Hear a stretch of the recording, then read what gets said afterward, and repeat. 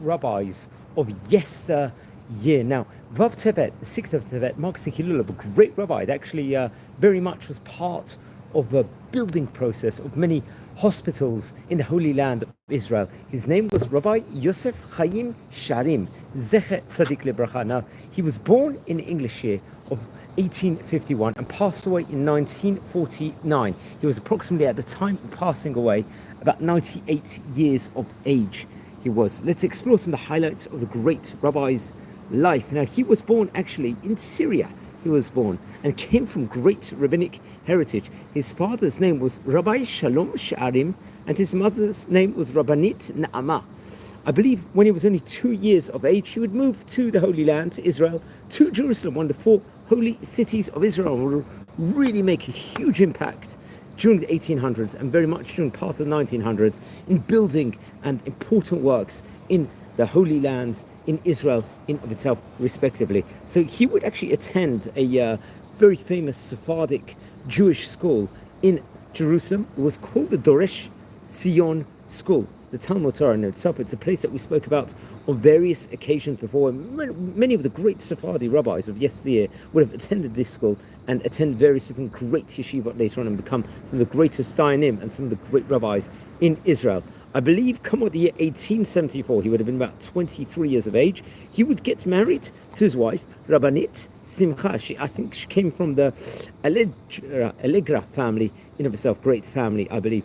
Then I think, come what the year 1878, it's actually interesting, he would have his firstborn son, I believe, Shalom, but I think sadly he passed away after a few years after he was born. And I think in the year 1882 he would set out to become a Shluchei D'Rabbanan.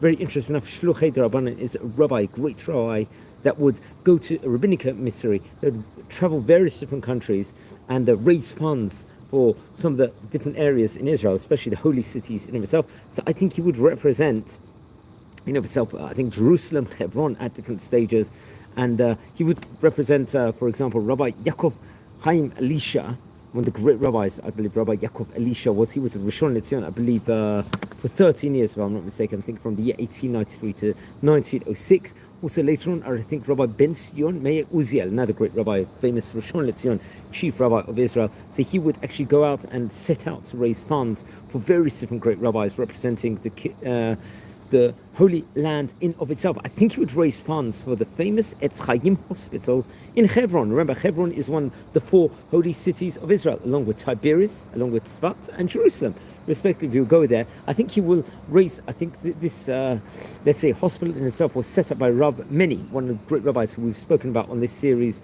before on various occasions. Also, there was famous Miskav Ladach Hospital. Also, I think he would collect funds for in of itself and help building and founding another famous hospital. I would recommend everyone to learn about the history within regards to that. I believe there was a Turkish synagogue which was headed by Rabbi Kimchi. I think it was in Nachlat Shiva neighborhood, who would represent very much and raise funds for the building and for the important works of this great synagogue and for the Turkish community in of itself also. And he was part of, I think, I'm not so sure how many people were helping in, let's say, found the famous Porat Yosef Yeshiva in Jerusalem. Let's say the Porat Yosef Yeshiva is the bastion of the Sephardic yeshivot in Israel, especially during the 1900s, and currently going extremely strong in modern day. Many great rabbis of the future and from the past and from the present very much learned in the famous Porat Yosef Yeshiva, which I recommend everyone to learn about the history within regards to that.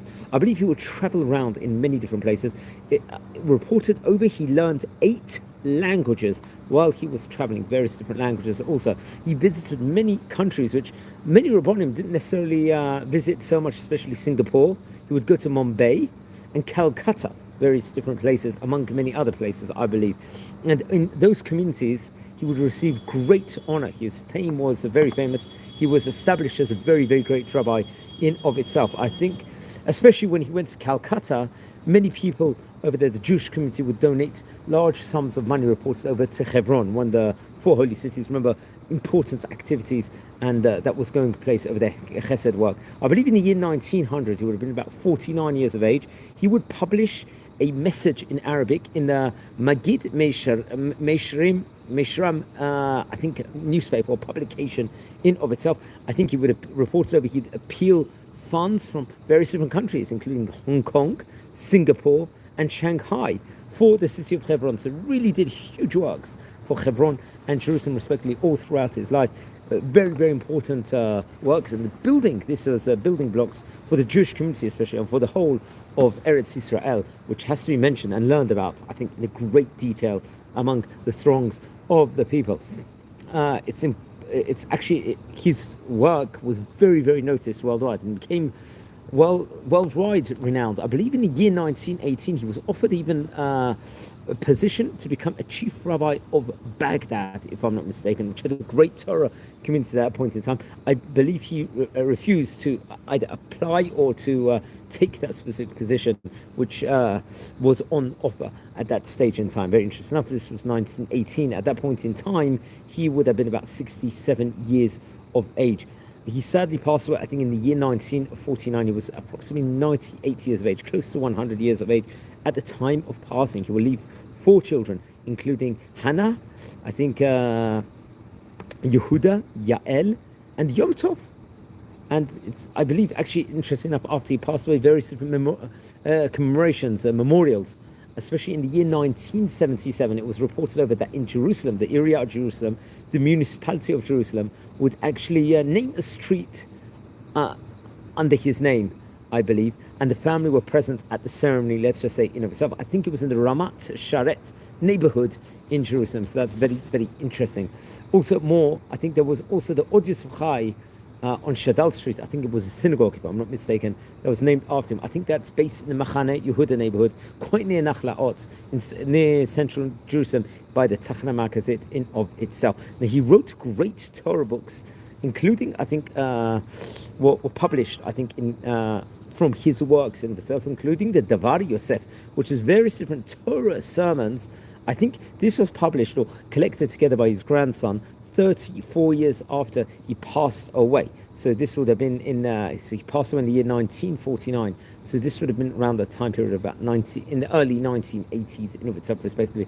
Then there was a, I think, Rachshei Lev, if I'm not mistaken, which was an autobiography of his life that was also printed, I believe, at a later stage in time. I'll have to double check on that. And he passed away on the 6th of Tevet in the English year 1949. We're talking about from the time of recording here in 2024, 75 years ago, one of the great Syrian-born rabbis in of itself, and came from the, remember, there were many great rabbis from Sharim family in of itself. It was rabbinic dynasty, I believe. It was related over, I think, several videos on the great rabbanim, and we've actually mentioned very much so of the great rabbanim of yesteryear from the Sharim family. Please don't forget to light candles in the great rabbi's memory. It's on 6th of Tevet. We are a community here.